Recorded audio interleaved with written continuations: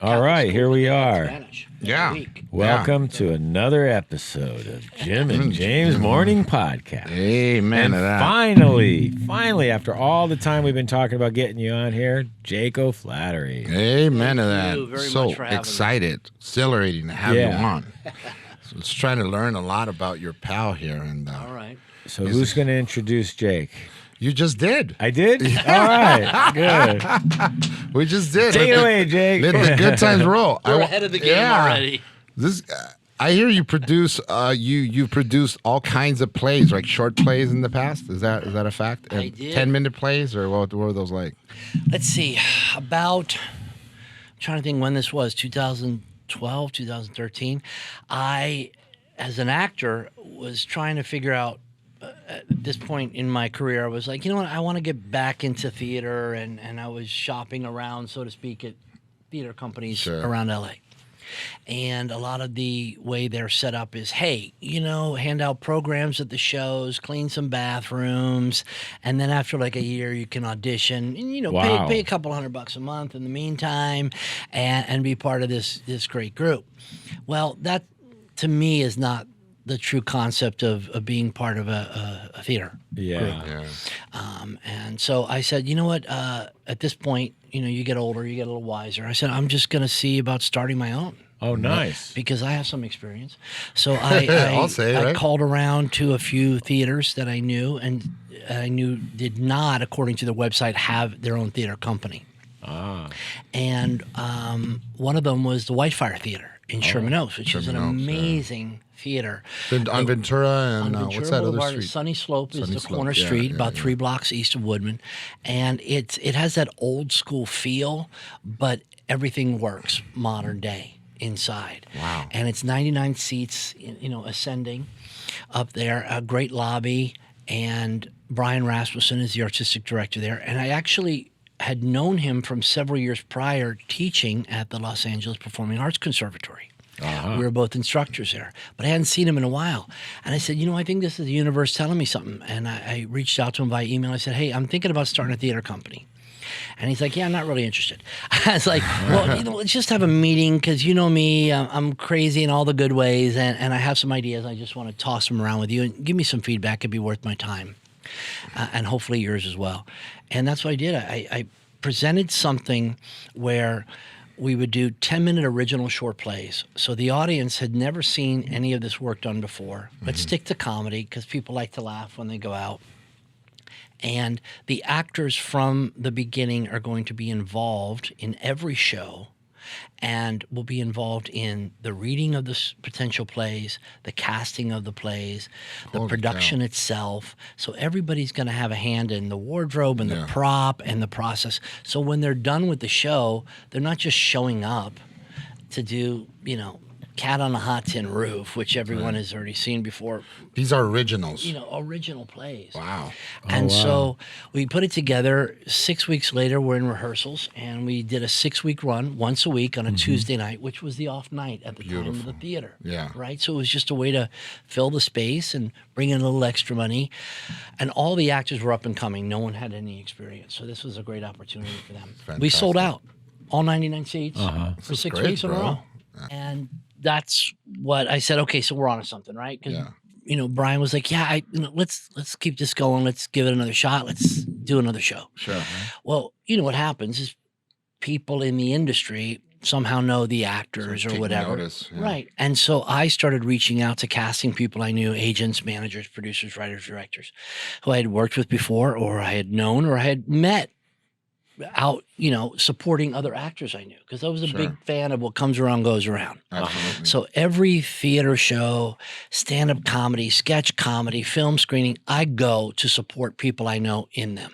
And I genuinely meet and have authentic conversations with other people in the industry while I'm there supporting a mutual friend. Isn't that awesome? Right? And I keep that information in my head. I friend them on Facebook and Instagram. And I'm reaching out to these people saying, hey, now I have got a theater company that I've started with Brian Rasmussen at Whitefire. Would you like to come and see 20 different actors? Return the favor. Yeah. In a 90-minute show.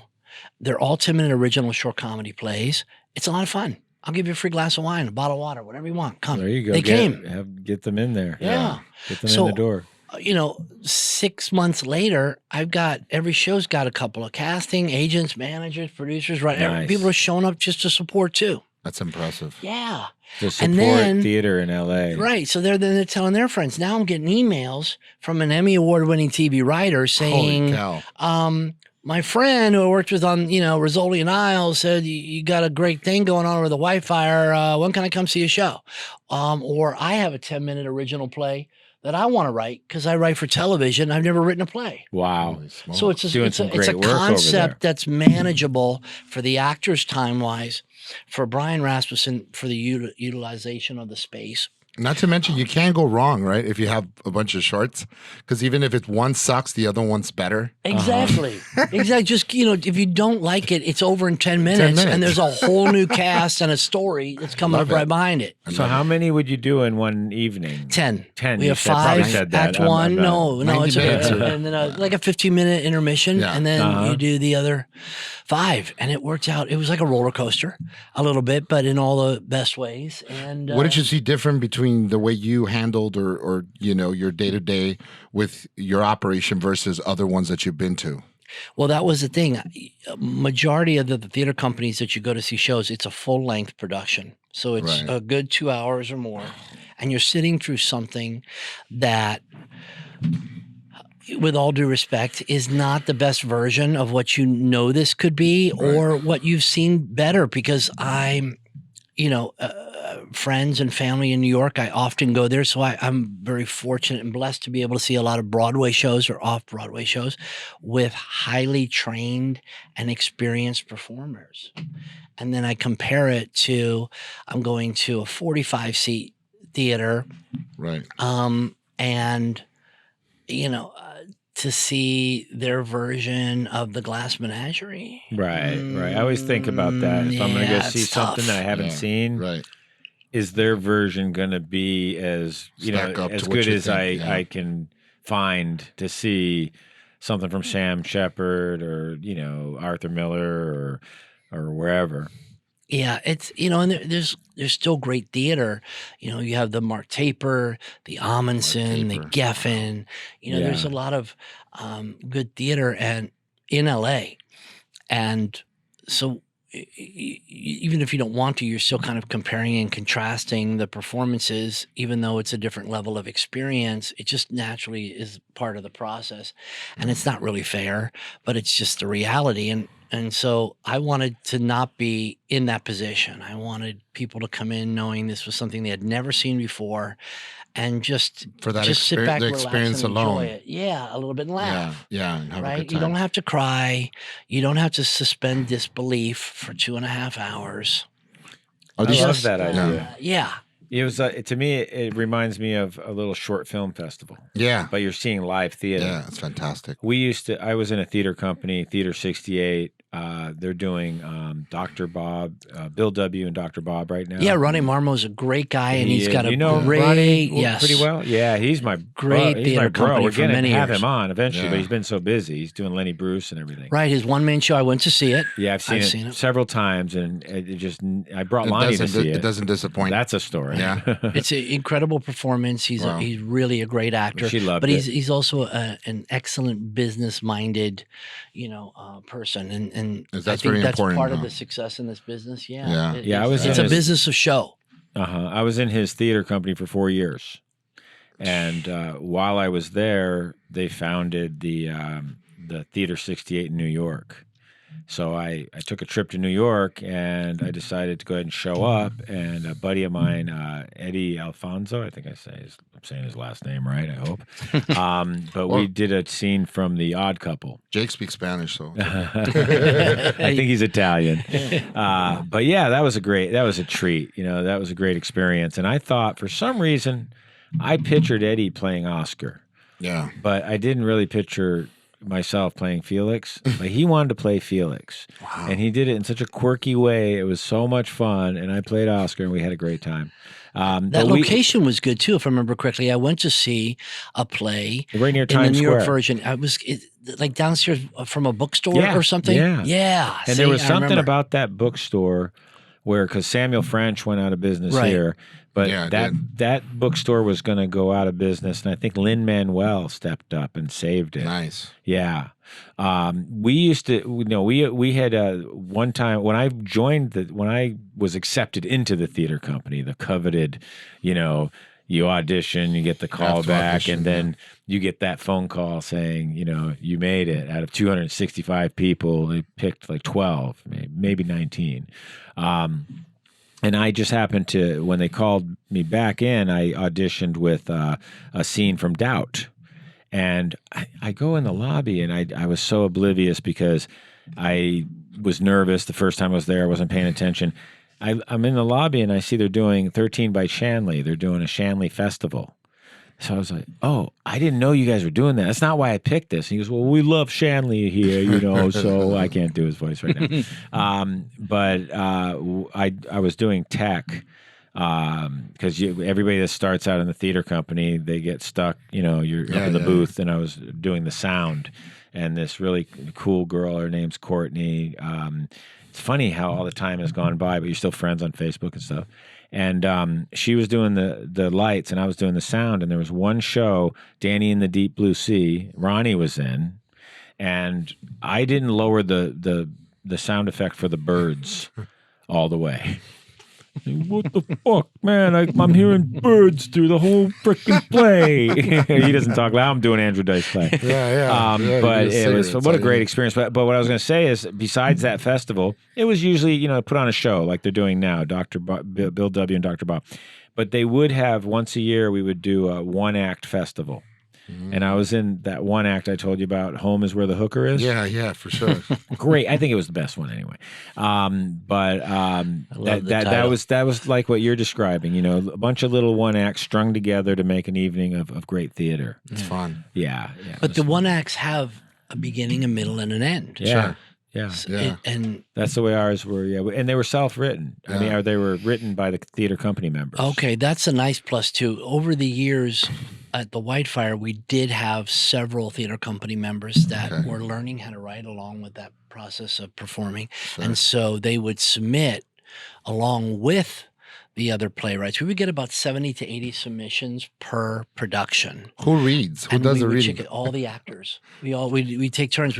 I email them to all the actors in advance, and then once a week we get together, and everybody brings in the copies that they like or that they want to read, and we start with those, right, to give them the opportunity to do some of the work, right, instead of me having to do everything. Yeah, exactly. And they bring it up on stage, and if it works, then that stays in the list. The ones that don't work go back into the pile for potentially another show. Yeah, smart. It's a good way to do it. And then during the process, an actor, even if they're not reading, they're like, well, I really like that part. That's my part. They'll let me know. I'd write, some notes down, and we'd have a list of who wanted what parts for what play. And then from there, we would kind of regroup it accordingly. As we go along and kind of whittle it down. And some actors, occasionally, there was more than one that was really good for it.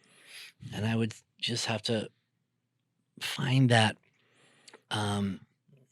way to get in there and say, you do a great job on both, but what do you think might stretch you or challenge you a little bit more in this production as opposed to the one you're going to slay it and kill it, but this is kind of the thing you already do. So, and just kind of look at it with a slightly different perspective. And 99% of the time, that would get them to pivot, just a little bit. And say, what, you're right. Let me grab this other one. Yeah.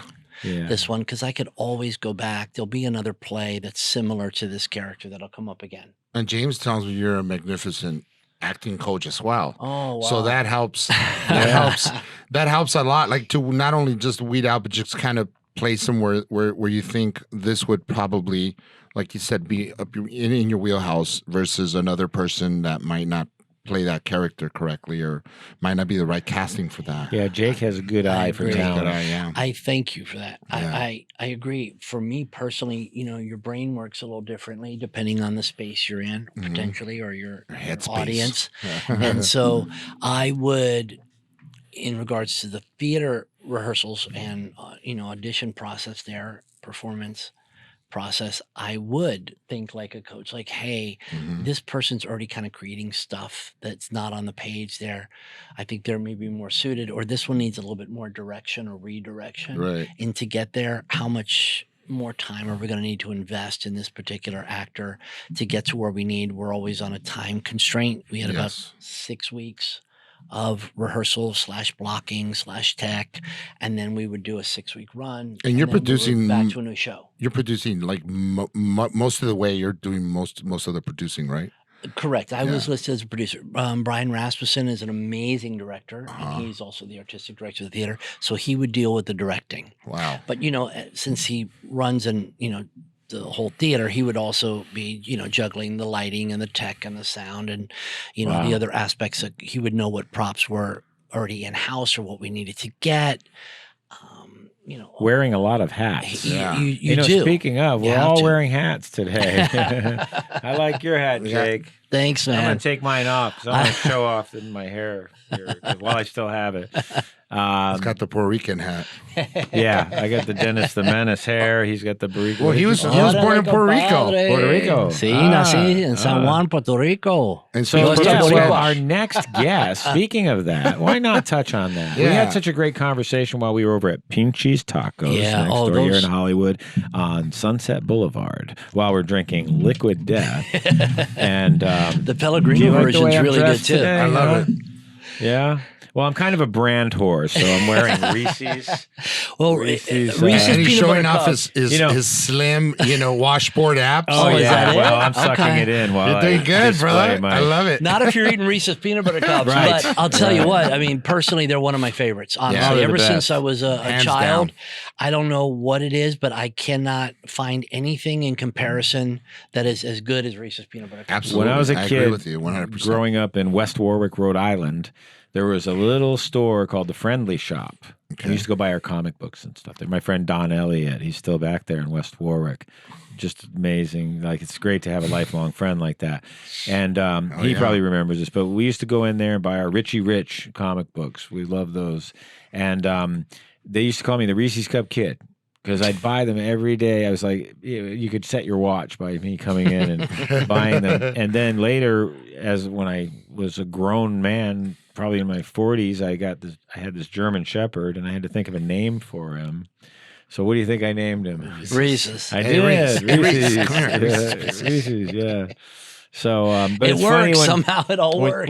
when somebody says I'm a brand whore, you're thinking like, Calvin Klein and all whatever. Right. Well, the great thing the artistic side of James. There you go. The great thing about Reese's peanut butter cups My is bright that it's hip and modern today, but it's also still kind of vintage because Yeah, right? people were, Reese's peanut butter cups were Been being around consumed forever. in the 60s and the 70s. Like, there was some sort of Like magical acid. little dust, wink, Like- wink, inside of those Yeah. things because you can't just eat one. Like magic, Right. magic Well, shrooms. remember Yeah. the commercials? We're all of us here at this table Oh yeah. are old enough to remember the commercials. Now, for you kids that That's don't right. remember this, they used to have commercials where it'd Go be to like a YouTube. guy with a ladder and he'd be walking and somebody would walk by and they'd bump into each other. One of them would have peanut butter and one of them would have chocolate. And he'd say, "You got your chocolate in my peanut butter." "No, you got your peanut butter in my Oh, chocolate." sure. And wow, look how great this is. I just did the commercial for you. Right. Jake, That's I'm right. telling you, got to get me out there on some, Yeah. Oh my that's gosh. that's a story for another time. It's it's always a work in progress. Yeah. But Right, I do right. remember those commercials and the one with the ladder. They could bring those back today Yeah. right now too, Right. and it worked just Timeless. as well. Yeah. Timeless. Yeah. But that's why we have YouTube. So thank God for YouTube. So going back, because boy, I can get off track so easy. It's okay. Going we're back having fun. to what was? Oh, we were talking about Puerto Rico, Puerto Rican. So, I don't know, but You're a our guest next speaker. our next guest Yeah. is we're going to actually be doing later on today. These come out like a couple weeks from now, but his name is Carlo Mendez. He's Carlo Eva Mendez. Mendez's brother. I'm sure he doesn't need to be known by that because he's an actor in his own right, and he's worked on some great. He has a lot of credits. You can look him up on IMDb. We would love to get sponsored by IMDb. No, anyway, using my He's- radio voice. He's definitely carving his own place in Well, history. Hollywood. Jake had how 6 degrees of separation. Yeah. Well, Jake was telling me some interesting stories about a place he used to work where Eva and Ryan Gosling used to come in, and they had a little dog, and he got to know the dog, and he got to know them, and it was just such a nice. It's so warm and familiar. I'm going like, oh wow, Carlos coming in. Tight community, isn't it? It's interesting because what I find is so surreal in this business. If you stay in the business long enough, it really becomes kind of a small town. Yeah. Even on many different levels, and people you waited tables with 20 years ago are now on the TV show that you're working on. Yeah. But one's a script supervisor, one's a showrunner, one's a writer, one's another actor. One's a production coordinator. One's an extra. You know, No. Two of us are podcasters. Yeah. / actors. Exactly. And I've never met Ava's brother, but I was telling James I was waiting tables and managing a Mediterranean restaurant that's still around. A really great place called Manti Cafe. That's here. And it is. Is that it's in in Studio City. Really? On Okay, 'cause Ventura I used to live Boulevard. right across the street. I used to live on Arch Drive. Right by Vineland. And Right. honestly, it's one of the best Mediterranean restaurants in all of LA, in my opinion. Okay. It's phenomenal. I'll go there. It's Let's make- truly let's Never make went note of there. that. Yeah. The whole time I lived over there, I used Really to great. go to the neighborhood cafe that was down the street. right down the street, right? And then Vivian's. Yeah, That's one and of my Vivian's spots. is next door Yeah, to Manti okay. Cafe. I never went to Manti though. Yeah, so I know George and Vicky, who are the owners of the restaurant you just said, Vivian's. Vivian's, Thank yeah. you. And a great breakfast place too. They usually close around 3:00. And George and Vicky would come next door to the restaurant and then have dinner at Manti Cafe. Wow. So for many years. So I got to know them pretty well. And Vicky's daughter is Leah Ramini from King of Queens. No shit. Oh. Really? Yeah, and I worked wow. with Leah and Kevin James in my scenes for King of Queens. That's that so I true. did many years ago. That's where you're sitting in. I didn't In say at the theater. Yeah. That's right. I'm the guy who's Kevin? taking all the seats. What do you say? What is your on their lines? date night after they've just failed their overeating and anger management classes. So That's they're like, right. screw this. Let's just go on a couple's date. What could go wrong? They show up and I'm the guy who's taking all the seats. You're like, no, you can't sit here. Right, You exactly. can't sit here, right? Or something. Yeah, it's pretty cool. That is So hilarious. that was a fun day. And, I think Leah's amazing. And, she's been through a lot of other stuff, as We all everybody know, knows. yeah. And she's Came out the other side. she's doing a lot of stuff with AMC, I think it is, or Yeah. whatever. But just, as a mom, she's phenomenal. She I seems like that's a nice how I person. got to see her a little bit that way, and as a wife, and her sister comes, and her mom's Vicky, and stepdad is George, and very family oriented people, which is always for me a plus. I just like to see, if you see somebody kind of out of their element, Yeah. and you see them in that family sense or whatever they're doing, it's always kind of extra special for me. I like that. Just kind of the way I was raised, right? Yeah. And it's funny going to the 1 degree of separation now, because Lonnie being a stand-up comic, starting out that way, Kevin was doing, I believe he was doing stand-up as well. And he's the kind of guy that remembers people and gives people a chance and hires his friends, kind of like Adam Sandler did. And Lonnie, not because, well, first and foremost, because of how talented she is, he thought of her, and she was on Mall Cop 2. Oh, right. Yeah. Oh, yeah. Yes. So that was, and she said that Funny she just part, had the nicest things to say about Kevin, and that he let her choreograph or direct her own scene at Right. one point. You know what's so funny? It's a great scene. That's the one where you have your gang, I have my gang, and they all Yeah, come down, and yeah. oh my god! It's the one guy just comes from getting a haircut. She has a movie coming out too that she just completed a while back. I'm not sure when it's coming out. I'm not sure what it's playing on, but watch for it. Go, just look up Lonnie Love on IMDb and watch. Was for that it. Mall Cop 1 or 2? That was 2 that she Okay, worked Vegas. on. That's the one in Las Vegas. Yeah, Andy But- Fickman is the director on those films. Oh. Really great guy, amazing. His business partner is Betsy Sullinger, who I know pretty well. I actually produced a play for Betsy and her husband, Very cool. Chamber Stevens, called My Dirty Little Secret, years ago as part of the Fringe Festival. Oh, I there. remember that. I've been to that I once. did that in there. And again, see, it's a small town. See how everybody's like connected Yeah. like that, yeah. just in, I was a actually genuine going to way. be in a play that we were going to put up in in the Fringe Festival, but then COVID hit, and I'm trying to think. I wish I could remember the damn name of the thing, but I love the piece. We did a stage reading of it. I'll think of it at 3 a.m. I'll wake up and have an aha moment. Yeah. No, but I am starting to discover how things jump around here pretty quickly. Dude. With James. Oh, Because yeah. I just realized ADD in my is- mind, my is- subconscious is saying, Jake, you didn't finish your connection to Ava's brother through Ava Mendes and her husband Ryan Gosling. Right. We 'Cause had I- to go back to that like I 3 was- different times. I was a waiter at Manatee Cafe. I like the restaurant so much still after years of having not even worked there. It's a family-run restaurant, and the food is so good. And you know when it's an authentic family that's running the restaurant, you Right. can taste the difference in the food, right? Absolutely.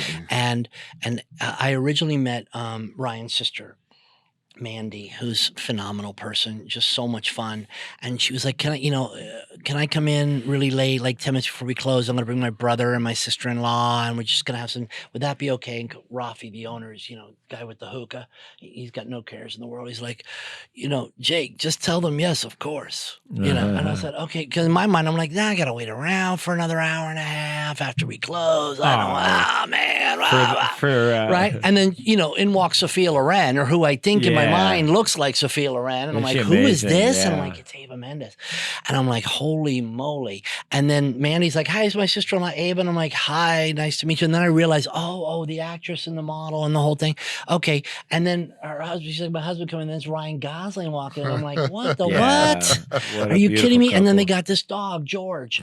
And I'm a big dog person anyway. So I'm just like, oh, hey, George. And apparently George, is a sweet dog, but, it was kind of like, maybe these are my owners, not so much for you or whatever. And George was like, hey, I kind of dig you. So like they sat down on one end of the table. I'm on the other end of the table, sitting down at the table with them. And George is like in my lap, and I'm petting and playing with George. And then This is great. his Great mother memories. shows up with his stepfather, and then like his manager shows up, who's a very famous manager.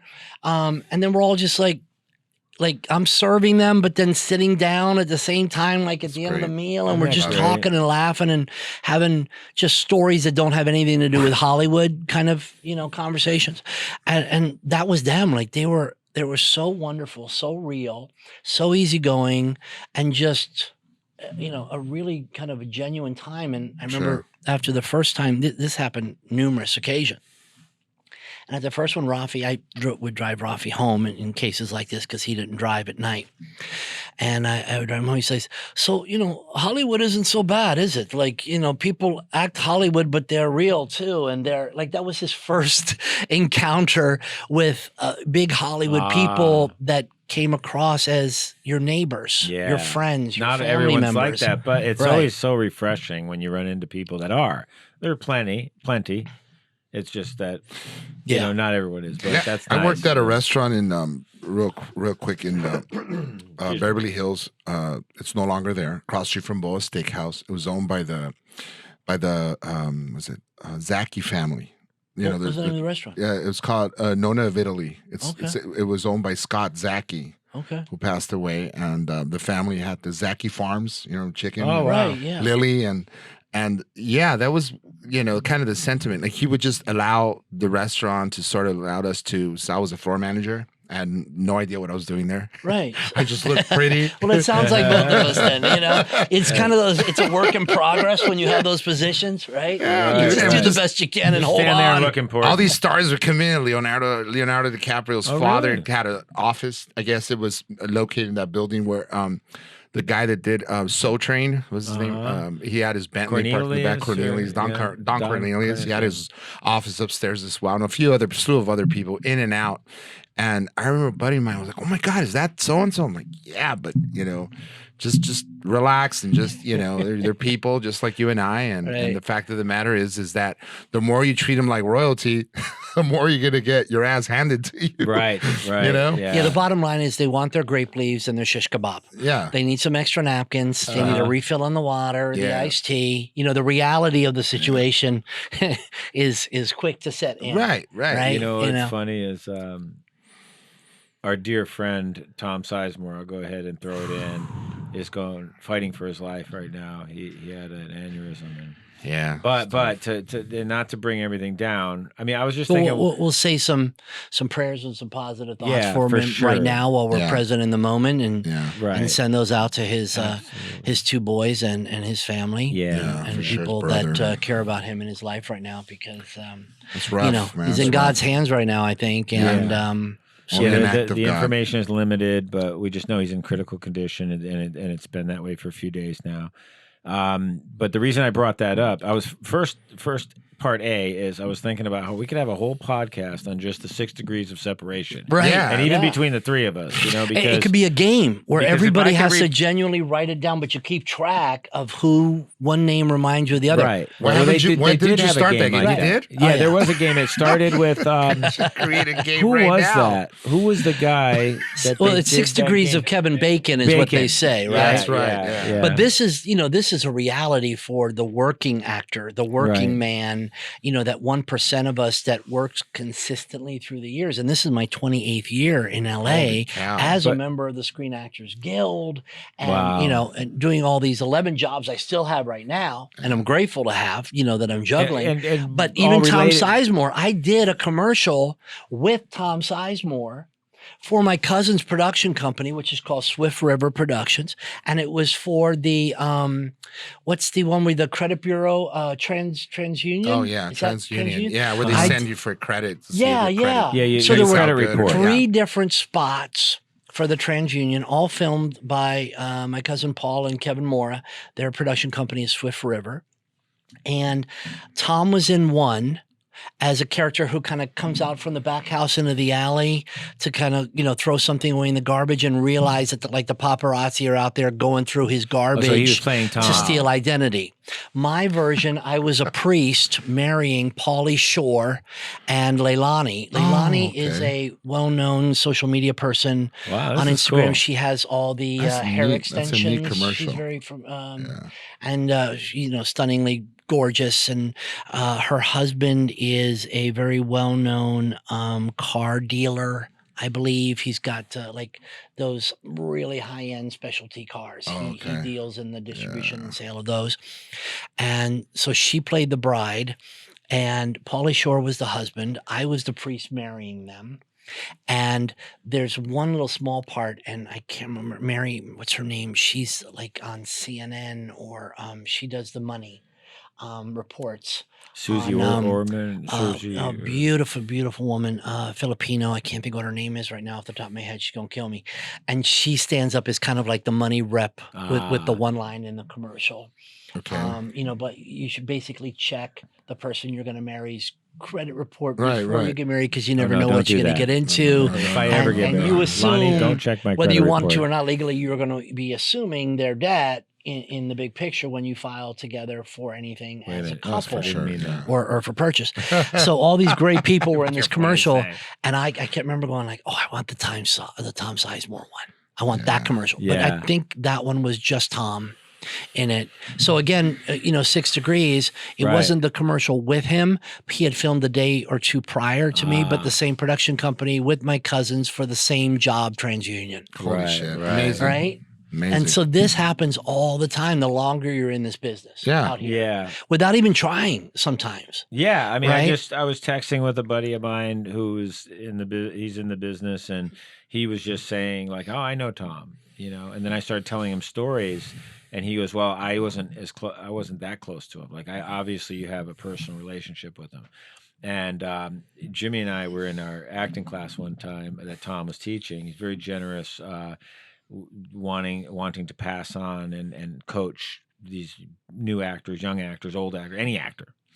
And I won't say he was talking about a waiter, and it was it was a famous guy. I'm not gonna say who it was. I'm not gonna say if it was Tom or somebody else or whatever. But he tells this story about how there's this guy, not really old, middle-aged guy, fairly good looking, brings this girl in this New York restaurant where the guy's working, and he's being a real asshole to the waiters, trying to impress the girl. So they bring the ice bucket out with the butter in it, and he brings out the lobster and everything out. And this guy goes, I don't like my butter so cold, And he goes, okay, I'll bring it. I'll get you some soft butter. No, take it all back. He's trying to impress the girl. Take it all back. I can't tell the story like Tom could. But anyway, this goes back and forth three times. And this actor who was a waiter had just booked a really big commercial and was getting ready, thinking about quitting anyway. So finally, this waiter comes out and he goes, let me tell you what you need to do. Okay. He's finally had enough of this, right? He says, what you should do is take that butter and stick it between your ass cheeks for about 2.5 minutes, and that'll soften it up to your liking.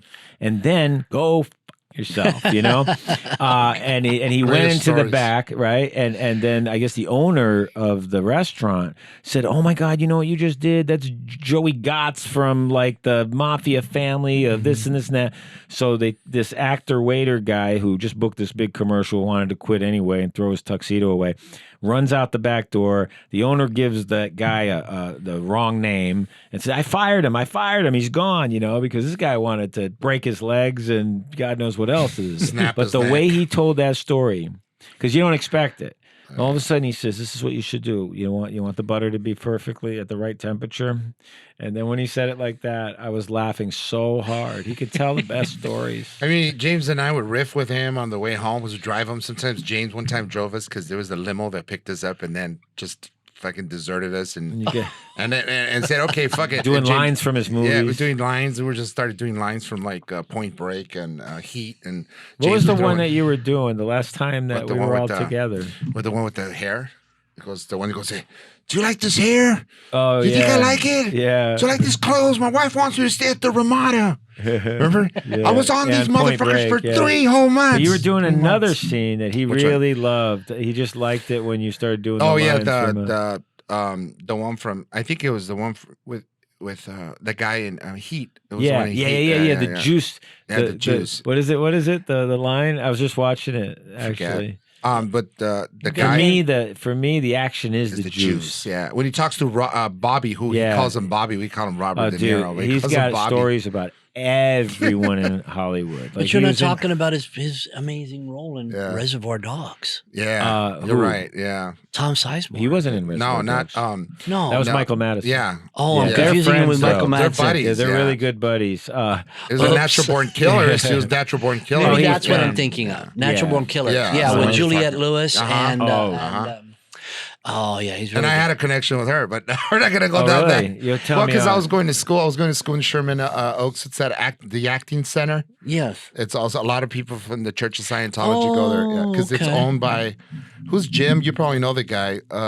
It was Marion Ross's son, Jim. Yes. Jim runs that school. Jim Ross. Was he a Scientologist as well? I think so. Oh, okay. Yeah, they don't push any of that there. He still teaches there, right? Yeah, he still owns and runs it. Because Marion, I would see, she lives in Woodland Hills where I live. Okay, I do. I live out there also. That. Yeah. But so I would see her at the Rite Aid. Okay. I see her at the Ralph's. I see her at the Trader Joe's. I see her at the Target. I always go to Trader Joe's. I run into her all the time. And a good buddy of mine was married to Kathleen Marshall, Gary Marshall's daughter. Okay. So I would see her occasionally like at a picnic at, or something at Gary's house or whatever the thing was. So again, kind of she would pop up in there and just the sweetest lady, so nice. He's a great actor too, her son. Yeah, he does impressions, right? He's like an amazing impression. Yeah, but he's got quite a long list of a resume as well in there. It's a phenomenal school, dude. Yeah, I've heard good things about his teaching as center. well. Yeah, really good stuff. Place, interesting. Juliette's dad. Oh, he was an incredible actor. I met only one time. It was a very interesting occasion. I believe he also lived nearby me in Woodland Hills as well. We were both at the Winnetka DMV, which, can be a sitcom unto itself.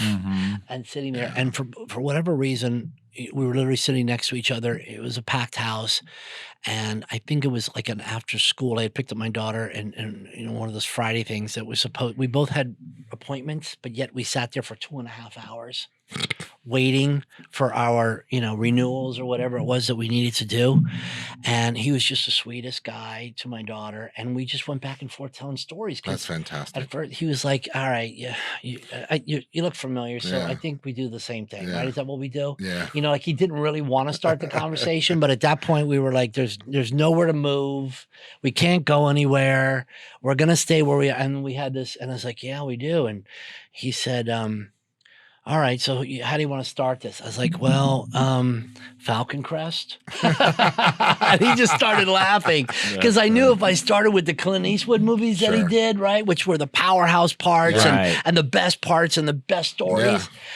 That would be the typical response that he would get from somebody. Hey, you're that guy from the Clint Any Eastwood Which Way You movie. Can, Any all Which of Way that But stuff. He was in Loose. all of them. Yeah. I said, let me start with Falcon Crest, right? The Friday night soap opera that came after Dallas 25 years ago. You know- and he just laughed. Like, that laugh that's not like, that's out loud. It's gutted. And you're like, ha, really? Yeah. I didn't see that one coming. I like you. What's your name? One of those things.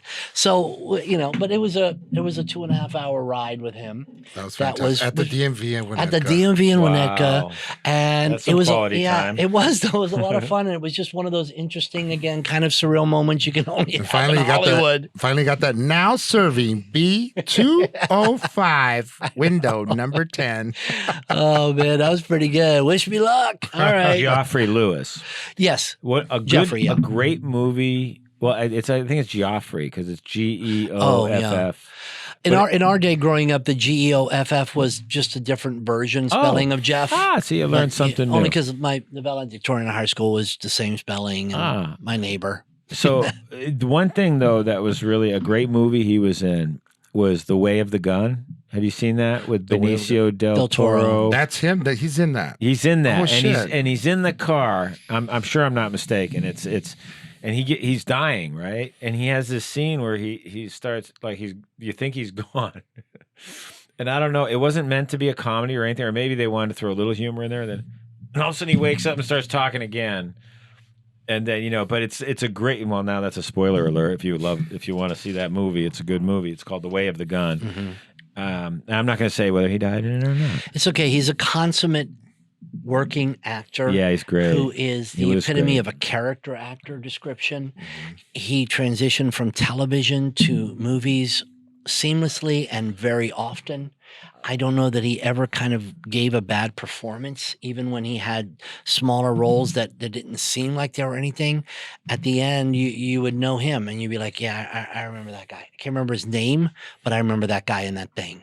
He was that guy. That's amazing. Yeah, really great. I might Great say this actor. about probably like 1,500, scenes in movies and stuff, because I always like to say that, that's one of my favorite movies. It's one of my favorite. There's a lot of them. But in Cape Fear, when Juliette Lewis does that scene with Robert De Niro, it's amazing, bro. that's got to be one of the best scenes on screen. Someone was comparing it. I saw like a commentary on that. Someone was comparing it to Marlon Brando in Streetcar Named Desire, where it was just so different and so interesting to watch and everything. And I told Tom that. I said anytime he was in a scene, and I wasn't just kissing his ass, I had no reason to do that. But if he was with Tom Hanks or Robert De Niro in Heat or whatever, I always found Tom the most interesting person on screen to watch. I mean, of course, Robert De Niro was Robert De Niro. He's great. But there was something about Tom in Saving Private Ryan, Black Hawk Down, True Romance. Oh, True Romance in that scene, man. They're just firing on all 10 cylinders with Chris Penn overlapping lines and just going on. They were just playing, they were just hitting it. And I love talking to him about stuff like that.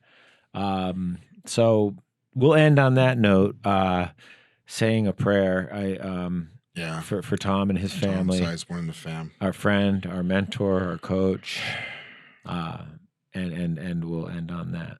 So, all right. Well, thanks for having me, guys. Man. Yeah, I Jake, hope it's been a blast. didn't great. Yeah, we barely scratched the pivot surface. too much or whatever. No, we'll get you back in. All right. Yeah, tell us a story about what's his doctor, the guy from Dr. Ken. Oh is yeah, that his Ken name? Jung. Yeah. Ken Jung.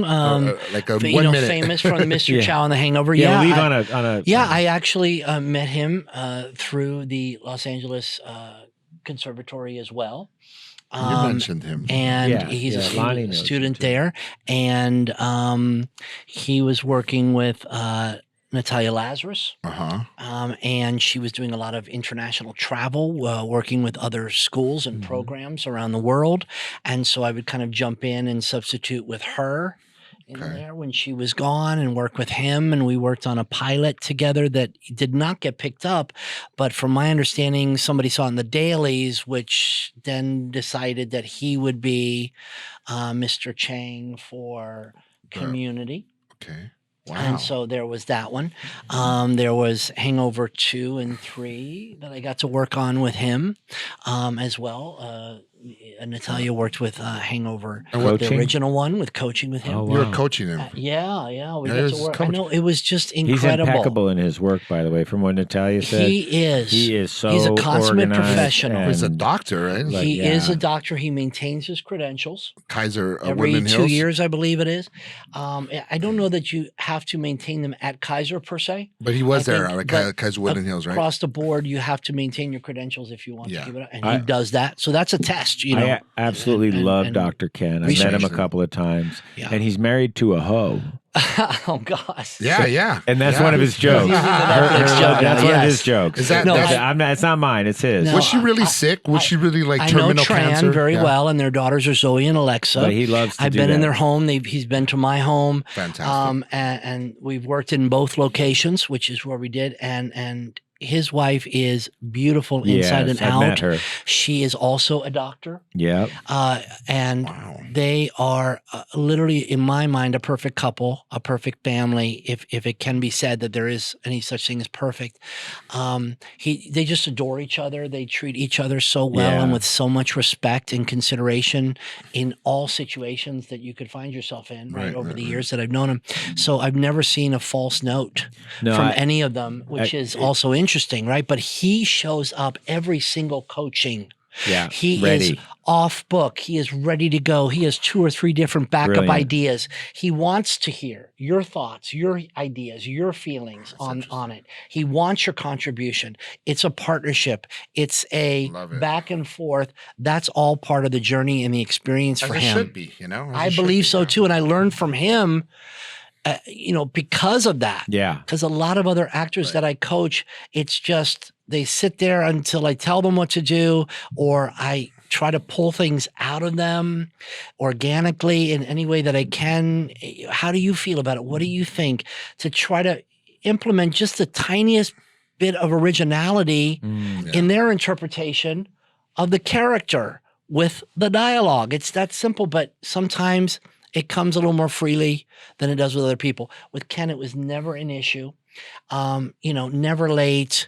Just and such a good spirited person. Like I would leave there sometimes after several hours in my living room, and I thought to myself, like, I need to be a better person. I need to be like this guy. And it was therapy. Because he never lost his patience and he never lost his cool. And he was always, double checking. I mean, my daughter came out of the back bedroom to grab a bowl of, Lucky Charms on a Saturday morning and then go back in the room. He'd stop what he was doing and say, "Hi, Madison. How are you?" And she'd be saying, "Hi, Ken. Good to see you." And then they would wrap things and she'd go back in the room. Like he would do that stuff. Yeah. Like who does that? That's amazing. Ken Jeong does that. I was just going to say, all joking aside, he does that in his stand-up because his wife's maiden name was Ho. But he talks, he's so adoring of her. I mean, they have such a beautiful relationship. And he explains how she's a doctor and how the battle that she went through and what she overcame. Real, yeah, very much. So I'm not going to speak on that behalf because I don't think my place. And he's been very forthright with all that information. We met one of the times I very met admirable. him. One of the times I met him was at the Beverly Hills Hotel, where they do the yearly benefit for the breast cancer. We'll tag it because I don't know. I can't remember exactly. It's also Stand Up for Cancer. He's highly involved in that program as well. Right. So anyway, but I think it's the Susan G. Corman Foundation is the breast cancer awareness one with the pink ribbon. Yeah. Oh, yeah. So that's the a program that I think potentially one year we went yeah. there. The Jonas Brothers were performing. Another year we went there. Miley Cyrus performed. Very cool. Kate Hudson was there. It was quite a room. So anyway. But Ken was great. I think he was emceeing a lot of it. Good. So. That sounds like something he would do. He's, he sticks by what he believes in, and you got to get you back in. He's a proof that this business can provide a lot of good things and positive. Right. At any results. age, right? He started kind of up there, right? Yeah, Age, he was yeah. a A little little older. later, decided he wanted. He was Right. mostly interested in stand-up comedy, and then. But I think ventured everything into happens the- for a reason. If he pursued what he wanted to do, and then the time was right, and the universe provided the opportunities to be able to balance in the beginning what he was doing as a Yeah. doctor, and that mattered too. And that beautiful, was, yeah. a way of being of service to people. And Right. then he was able to find a way of releasing some, energy and shifting a little bit with the comedy and doing stand up and so forth. And one maybe helped to the other in the beginning, or to make that transition a little bit more solid. It's all a package deal nowadays. Now, Yeah. everybody wears different hats. But speaking of time, we could stay here all day I and know. chop it up. But We're we're going to out. get you back in. We want to get you Yeah, back no in worries. for a part Thanks for two. having me. I appreciate it. And it was Thank nice you. to meet you. Nice Thank to meet you you. as well. Can you say goodbye for us Guys, in Spanish, make por sure you- favor? Sí. Buenas tardes, compadres. Hasta luego. Hasta luego. Hasta luego, amigo. That was beautiful. Thank you. Thanks. Okay.